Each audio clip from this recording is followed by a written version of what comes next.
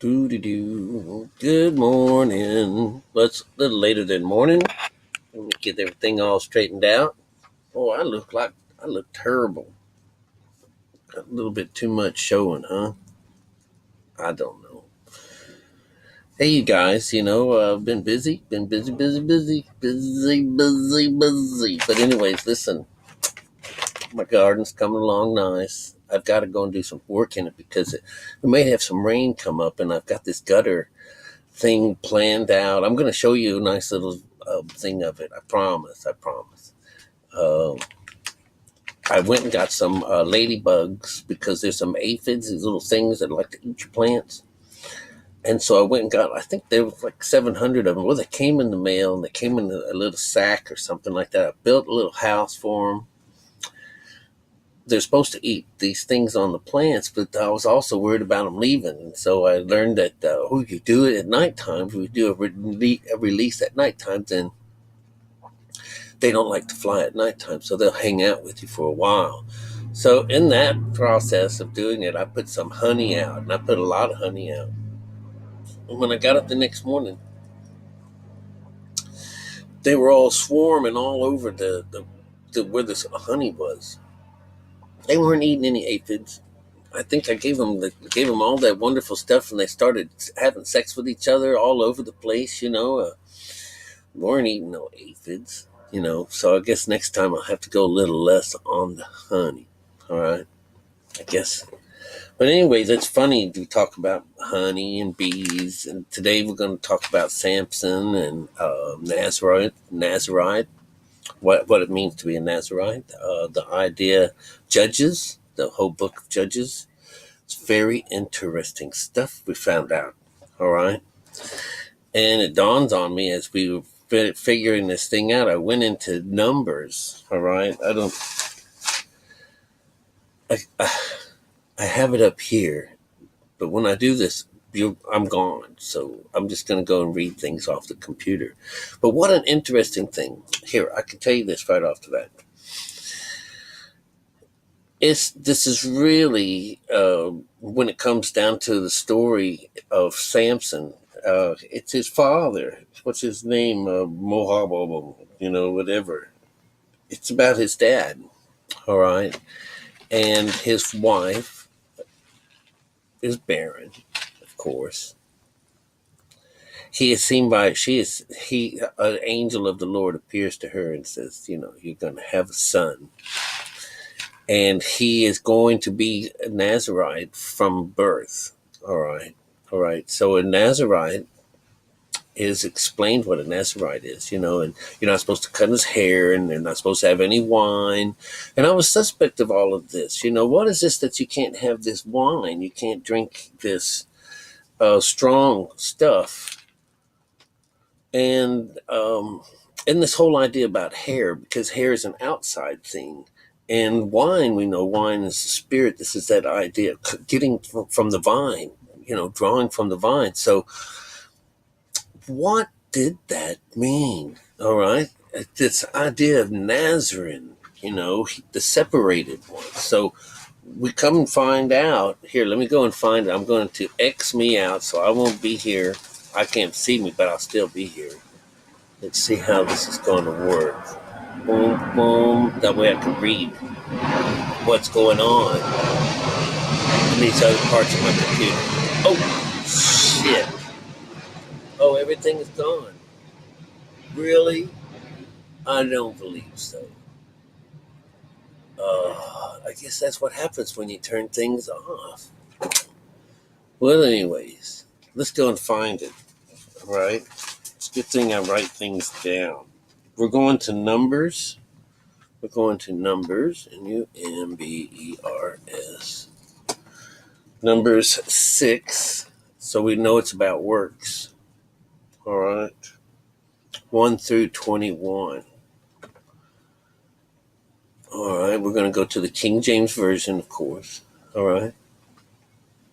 And what you're getting out of this story, and I have to go about it this way because we have to find out what a Nazarene is first.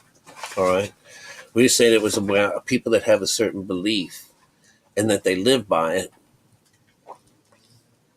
And of course, Jesus is one of these. And of course, this Samson is one from birth. All right. So here it is. It's shown here in Numbers 6, uh, 1 through 21. All right. So 6 is already talking about the works, is what it is. And so we know that that is also what this Kundalini is the works. Okay, so anyways, here we go. And the Lord spoke to Moses, saying, Speak unto the children of Israel, and say unto them, when either man or woman shall separate themselves to a vow of a Nazarite, to separate themselves unto the Lord. He shall separate himself from wine and strong drink, from strong drink, no vinegar of wine, no vinegar of strong drink, neither shall he drink any liquor of grapes, nor eat moist grapes or dried. Number 4, all the days of his separation shall he eat nothing that is made of the vine tree, from the kernels even to the husk. All the days of the vow of his separation, there shall no razor come upon his head, upon the days of until the days be fulfilled. Monster, those goddamn airplanes. Until the days be fulfilled, in the which he separates himself unto the Lord. He shall be holy, and shall let the locks of his hair of his head grow. That's number 5. That's talking about the body. 6, all the days of his that he separateth himself unto the Lord, he shall come at no dead body. Number 6. All right. And we're going to go to 7. And he shall not make himself unclean for his father, for his mother, for his brother, for his sister, for they die, or when they die, because the consecration of God is upon his head. 8. And the days of his separations, he is holy unto the Lord, all the days. Number 9.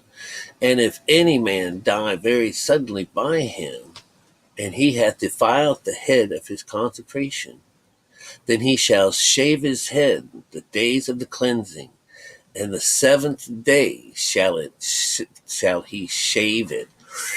All right, so hang on just a moment. We got to the first 9, and we have to stop there. So do you understand that what it is this is talking about when we talked about sowing the seeds earlier, or that the word of God winds up here. Let me see. Can I get me back in here? Yeah, I can. There I am. All right. So this idea that this rite of passage that we have to be separated from God in order to enjoy Him more, and we understand that through the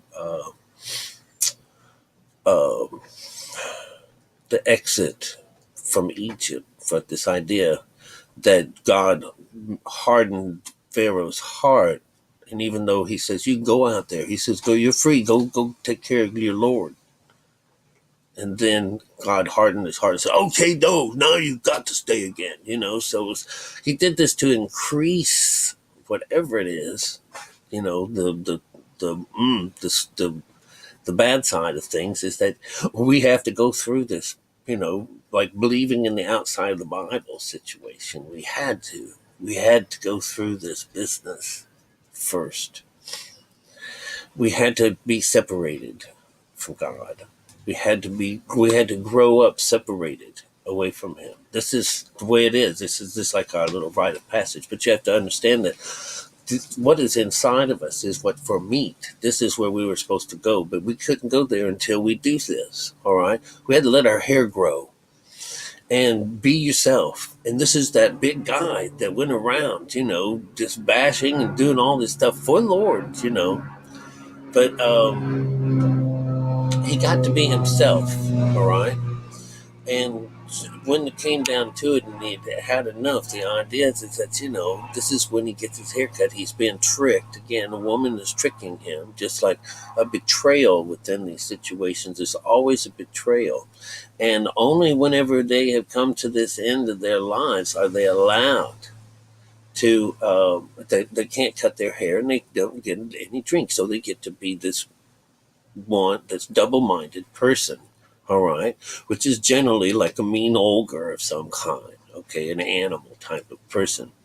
All right, so he finds, first off, his first girlfriend, which is supposed to get him tangled up in with this group of people, is that he liked this one gal. And his mom and dad says, can't you find anything on our side of the family? Do you have to go to these uncircumcised people?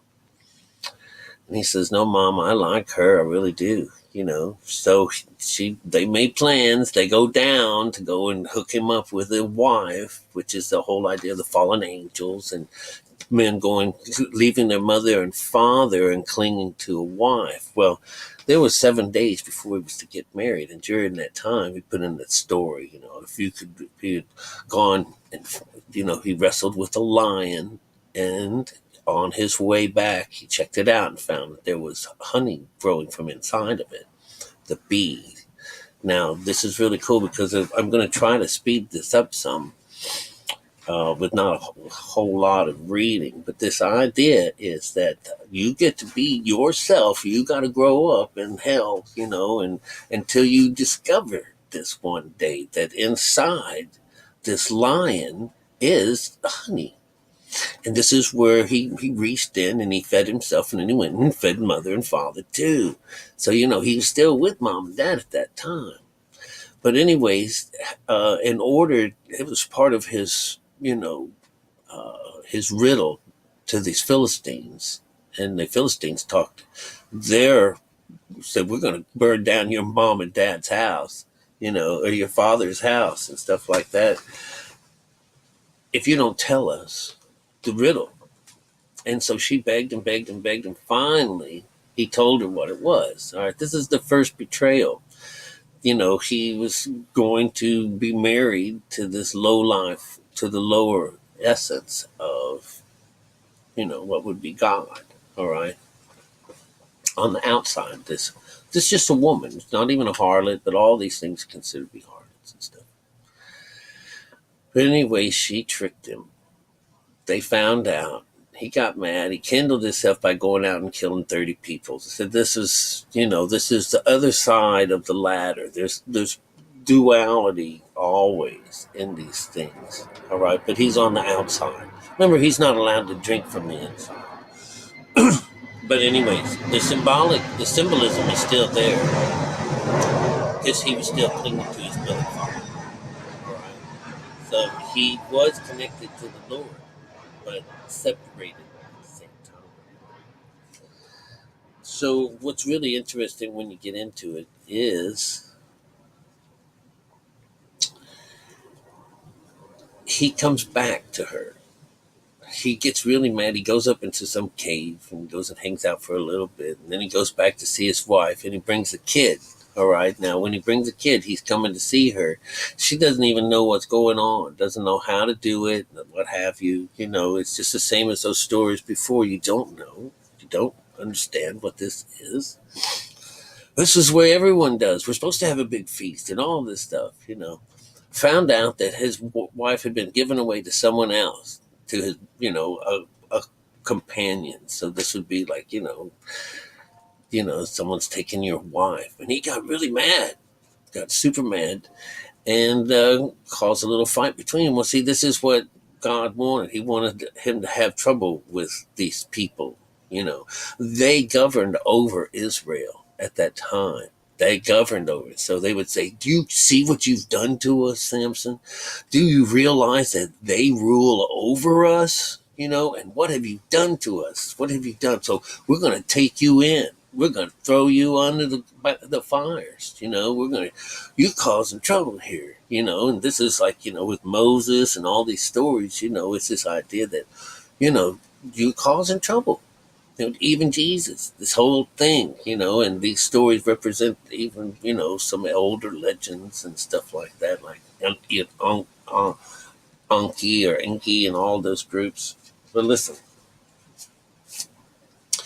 the symbolism is still there. It's just absolutely beautiful. All right.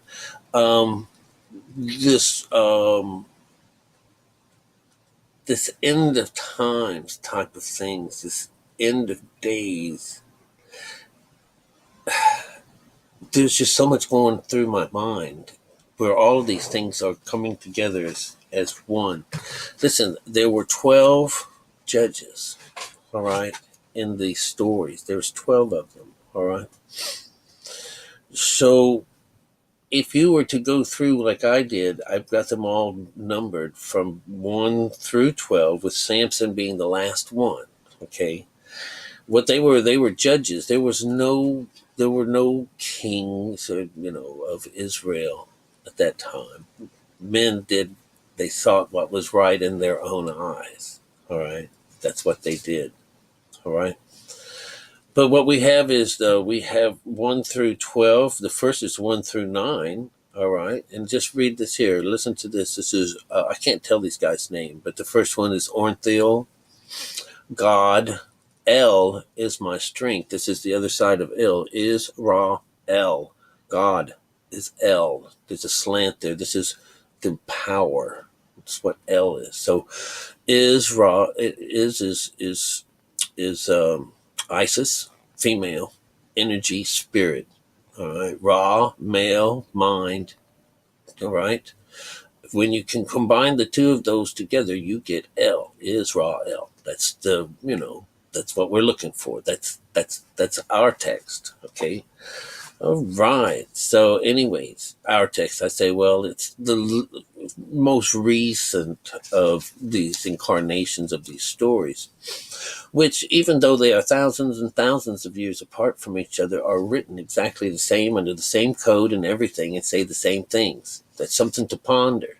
Thousands of years apart, yet they're still written in the same code. It's, pretty much probably by the same people, thousands of years before, sort of like a little time capsules, little released, let's release this one out now and let's release this one out then, and, you know, to the different tastes of people, but with the mechanics still revealing the same message, hidden message inside, which means come home. All right, so the first one, and it should be like, 1, 2, 3, 4, 5. Remember, God is my strength. That's the one. Elude is union, joining together. 3, Shamper, called the stranger. All right, here is a stranger. Number 4, 3 means, when you're joining up with, the neighbor. All right. Number 4 is worlds, was Deborah. Her name means bee. All right. That's really something when you think about it. All right. She's a prophet of Yahweh. All right. 4. Now, number 5 is Gideon. This means the body. He's that bruises or breaks, a destroyer. That's us. We're 5. Remember, we're 5. 5 is the number for the devil. All right. You remember, you got to know that because that's 5 senses. That's the body. It's what bruises and what we break, bread. All right. 6 is Tola. This means 6 is our works. Or guess what Tola means? The crimson worm. It's a better a grub. It's a scarlet color, a deep red. All right, I'm going to stop here for just a moment in the list, 1 through 6. 6 means works. Jesus says, I am but a worm, not a man, all right, and no man. That crimson worm is wonderful. I want you to go look it up, check it out, listen to the story behind it. And what it shows is that it's just this little thing here has this child inside themselves. It only does it once. That's really all it takes.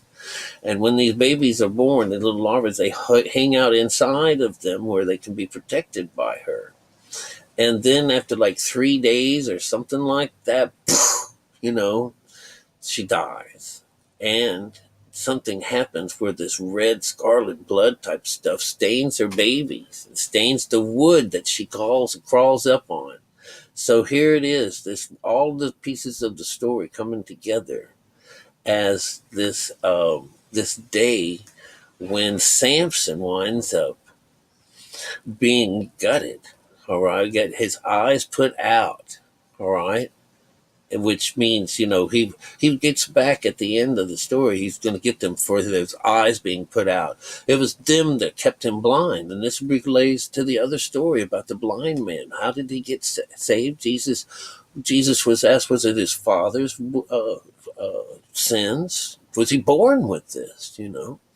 So one is telling you that hey, are you talking about uh, another life, that you're going to have another life after this one? It says, no, no, no, it wasn't any of those things. He spit on the ground, which is the idea of just, discontent with earth. And then he smushed it together and smushed it in the guy's eyes. This is what's been doing to me. He says his outside world is what's caused him to be blind. So the same applies to him at the end. He can't see.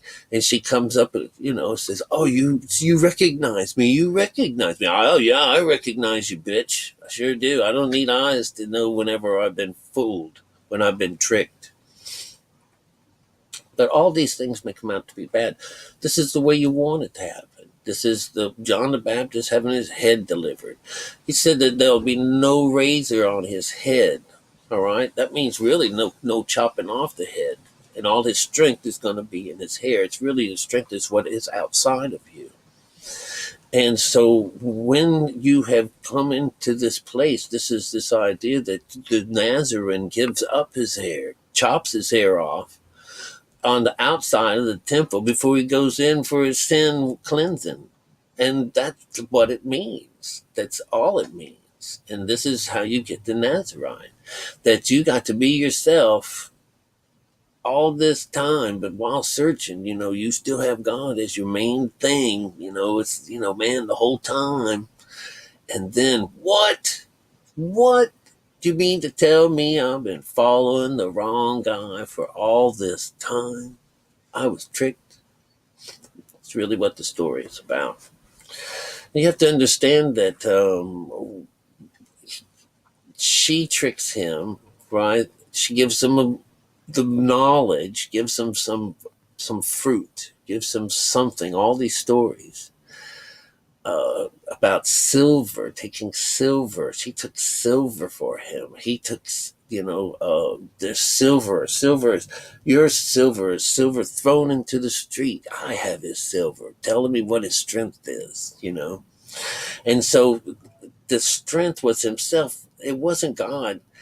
But he said that he was going to be in Nazareth from the day he was born until the day he dies. And that's just a normal person who one day finds this inner side of them and then separates from the outside world and connects with God. All right. So what was fun was inside of 4, Deborah's B. Okay, we're at 6. All right. The crimson worm, how it dies for its child, attaches itself to this pole, to a stick. And when it dies, it pops off and it stains the children with this red blood too, forever, right? That's what this happens inside of us, this child, this whole idea. And now you're marked. That's your marking, And it's this covenant and this business with in your head, is this idea one day you will find me, one day you'll find me. All right, so let's go past 6. We have jar, which would be 7. He enlightens my light, and who diffuses light? The name is Jar, Jair. Number 7, that's that's the 7th chakra. This is this idea of the day of the Lord. All right. And in your light, we see light, the crown chakra. All right, number 8. 8 is about control. It says, this one here is Zepatiah, the 8th ruler. All right. To open, to release. Number 9, Ibazan. All right, number 9, this should be a conscious. It says, father of a target. Father of coldness. Then number 7, which is the Lord's Day. That's why I've numbered that. So father of a target. So, this was, when people are talking about, when you're seeing that they're shooting arrows or have a bow and arrow, they have a bow in their right hand, and the arrow in their left, they're aiming high. This is the idea of being targeted. They got to get to this place. There is this place that we need to go to, and even in the buffalo, the white buffalo in the middle of a herd of all these other colored ones, there's that one in the middle that's most important. And when he draws back his bow, he has to get it right in the heart, had to separate the ribs right through, all just clear cut right through it. All right, here we go. Here's number 10, which is Jesus again. 10 would be a number 1. Not Jesus, but God. All right. E-L-O-N. E-L-O-N. It means tree, oak, tree, and it also means lion. All right. So this is representing the human being. All right. Because this is the tree. We're always the tree. This idea of the Nazarene and the stick, and our backbone. They're all came together. The rod. This is what you do your smoting with. All right. Or I smoted him or smarted him or something. He smote me. Number 2, Abdan, servant. This is talking about you, servant. The cloud of judgment. This is a place of work and slavery, hard slavery. This was number 11, which represents 2, which is, you on the outside. All right. And number 12, Samson, the man of the sun and the sun child. This is this idea that with 3, Samson becomes 12. 12, the 12th one in the finished, right? He said, this is it. The man of the sun child, the Nazarite. All right. So what we get out of this is that we know that his story turns out to be kind of, he's going to take them down with him. All right. That's how we do it, except he's going on. This is only to his death. They don't talk about this idea that who comes up next, But in all reality, this was his father who gets reborn out of all of this. This is the way it would work because he's the son. He's the firstborn of his mother and father, or of his father, all right, that he had to give away to God, all right. So anyways, you just have to understand this very, very simply is that we get the number B, we get the Deborah, which means bee, and we get beehive, and we get honey, and we get meat, all right, which is all talking about the 6th chakra, all right. Judges, this is in between Judges number 13. Judges 13 is about 13 would be 4 would be about worlds. Next would be 5 about your body. That'd be Judges 14 and 15. But you'll see that those are the stories. They match up perfectly. What's this guy's name? Manoah. That's his name. His father's name is mentioned here a million times. Manoah. Manoah. Manoah.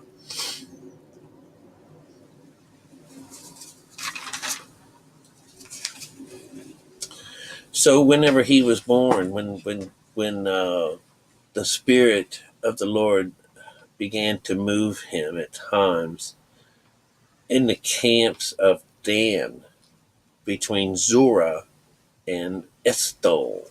All right, this is at the end of the first that chapter 13. What they were talking about, leprosy and crab, they're talking about Zorah is the skin side. All right, and the strong woman. This is Eshtaol. It means a strong woman. All right, and says God is my judge. That's what Dan means. So when I think that really just means that you're kind of on your own. The story, like I said, and I'm just going to end it at this particular point, was that we're all allowed to be free. We're allowed to live in our skin. We're allowed to grow our hair long. Our strength was in that. All right. Being separated, that this is a vow somehow that we had made with the Lord. Probably why we forgot, why we don't know. We're this, what do they call it? The species that is in it has amnesia. And that here, this is our idea that you made a vow, so that you'll be separated from me until that day, you know? So you're seeing that it was all part of the plan. So, whether we think we were tricked or get mad or anything like that, the more you read into these scriptures, the more you read of the Bible, you'll find that it was all part of the plan. It was all part of the plan, you know?